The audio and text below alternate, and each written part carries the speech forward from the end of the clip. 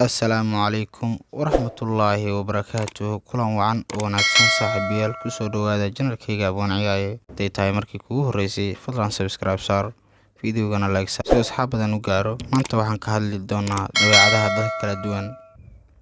Number 1, qofka hadduu wax badan seexdo iska hurdo waa qof murugo badan. 2, haddii qofku wax yar hadlo balse boobsiis u hadlo wuxuu xafidaa sirta waana sir haye. Number 3, haddii qofku cuntada uu cuno si aan caadi ahayn waa neerfooso. Number 4, hadduu qofku waxyaabo yaryar ka ooyaan waa qof daacad ah oo qalbi jilicsan. 5, haddii qofku ka caroodo waxyaabo yaryar ama nacasnimo ah wuxuu u baahan yahay jacayl.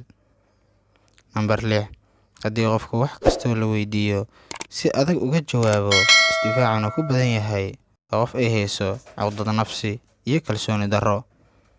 Number 7, haddii qofka markuu faraxsan yahay uusan hadalka joojin karin markuu murugaysan yahana uusan eray dhihi karin waa qof aan naftiisa kontrooli karin. Number 8, haddii qofka markii la amaano uu farxo markii wax laga sheegana uu caroodo waa qof remote controlkiisa ay dad kale hayaan markay rabaan ay bedeli karaan.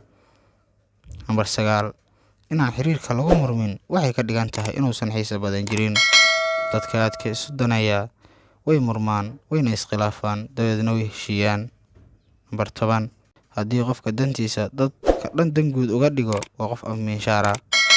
Number 11, haddii qofka markuu rabo inuu dadka wax u sheego yiraahdo afkeena waa isku ammaan ii dhaaro inaadan qof kale u sheegaynin waa qof xanlow ah waana qof shar badan ah ee iska ilaali. Daawade adiga daawanaya muuqaalkan marxaladee ku sugan tahay. Haddaad muuqaalkan dhamaysatay fadlan subscribe noo saar channelka una soo biir mahadsanid.